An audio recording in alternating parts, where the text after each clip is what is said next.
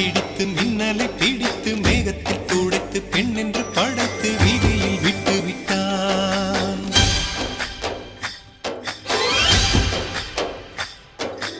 இப்படி இன்னொரு பெண்மையை படைக்க தன்னிடம் கற்பனை தீர்ந்ததை எண்ணித்தான் பிரம்மனும் மூர்ச்சையுற்றான்.